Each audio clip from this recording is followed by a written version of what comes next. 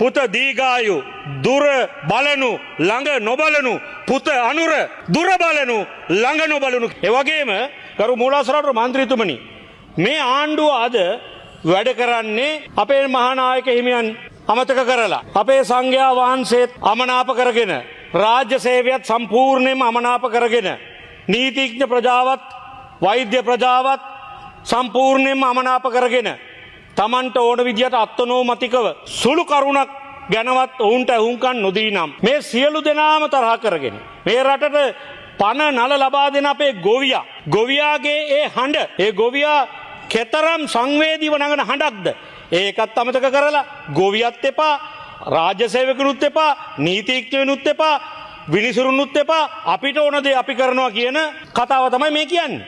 ඉතින් මේකට ඉතිහාසයක් තියෙනවා ගරු මූලාශ්‍රාවට මන්ත්‍රීතුමනි. ඒ ඉතිහාසය පුරා අපි පිළිගන්නට ඕන මේ අධික බලය භාවිතා වුණු ආකාරය නිසා අධික කරදර අධික විනාශකාරී සිදුවීම් මේ රටේ සිදු වුණු ආකාරය. ඒ ඉතිහාසයෙන් මොවුන් පාඩම් ඉගෙන ගන්නවා වෙනුවට මොවුන් කරන්නේ ඊටත් එහා ගියපු විදිහට Tamanගේ මේ අධික බලය භාවිතා කරනවා.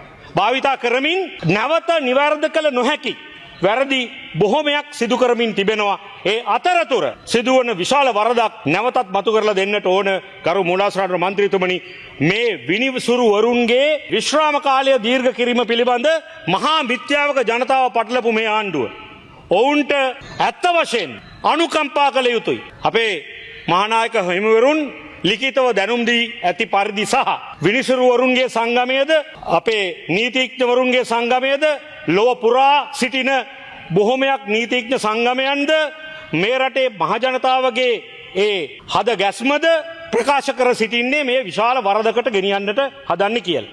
දැන් මිනිස්සුත් ඇත්තටම පැටලිලා තියෙනවා මේ මාතෘකාව විනිසුරුවරුන්ගේ විශ්‍රාම කාලය දීර්ඝ කිරීම කියන මාතෘකාව. එහෙම එකක් මෙතන නැහැ.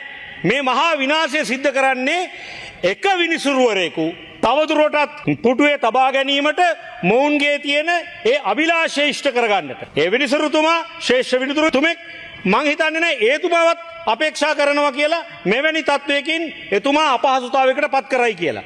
අපි විශ්වාස කරන්නේ මේ ආණ්ඩුවට අවශ්‍ය වෙලා තියෙනවා මේ තම බලය පාවිච්චි කරලා අධිකරණ පද්ධතිය සම්පූර්ණයෙන්ම තමන්ගේ අනසකට ගන්නට. ඒක දිගින් දිගටම තහවුරු වෙනවා. දැන් මේකට පුළුල් මාතෘකාවක් දාලා විනිසුරුවරුන්ගේ සේවා කාලය දීර්ඝ කිරීම ඊට පස්සේ ඊට අමතරව තවත් රාජ්‍ය සේවකින්ගේ සේවා කාලය දීර්ඝ කිරීම කියන මහා මිත්‍යාවක් හදලා Tamanට අවශ්‍ය පටු දෙයක් ඉටු කර ගැනීමට පටු දෙය මොකද්ද?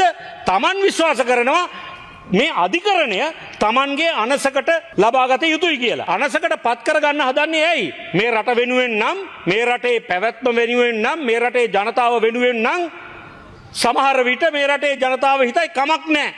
මීට කලිනුත් 21 වතාවක් මේ ආණ්ඩුක්‍රම ව්‍යවස්ථාව මේ වගේම මීට ආසන්න විදියට වෙනස් කරලා තියෙනවා. පුද්ගලයන් කේන්ද්‍රීය කරගෙන පක්ෂවල අපේක්ෂාවන් ඉෂ්ට කර ගැනීමට නායකින්ගේ අපේක්ෂාවන් ඉෂ්ට කර ගැනීමට එය අපි දැඩි ලෙස විවේචනය කරලා තියෙනවා. පෞද්ගලිකව මම මූලාශ්‍රාවට මන්ත්‍රීතුමනි රාජපක්ෂ යුගයේදී ශිරාණි බණ්ඩාරනායක මහත්මියට විරුද්ධව දෝෂාභියෝගය ගෙනෙන අවස්ථාවේදී මමත් ශ්‍රී ලංකා නීතිඥ සංගමේ සමාජිකයෙක් හැටියට ඊට දැඩි ලෙස විරුද්ධ වුණ පුද්ගලයෙක්. ඒ නිසාම අපිට ඒ ශුද්ධ වූ අයිතිය ලැබෙනවා මෙවරත් මේ හඬ නගන්නට. ඉතින් ඒ නිසා මම යෝජනා කර සිටින්නේ මූලාශ්‍රාවට මන්ත්‍රීතුමනි මේ ආණ්ඩුව නැවතත් සිතා බලිය යුතුයි. මේ බලය කියන්නේ කෙතරම් කෙටි කාලින දෙයක්ද తాවකාලික දෙයක්ද මේ තමන්ගේ බලයේ සීමාව තමන් හඳුනා නොගෙන මේ සියලුම ප්‍රජාවන් අමතක කරලා මේ රටේ සියලුම ප්‍රජාවන්ගේ අපේක්ෂාවන් අභිලාෂයන් අමතක කරලා තමන්ට ඒ ඡන්දය ලබා දුන්න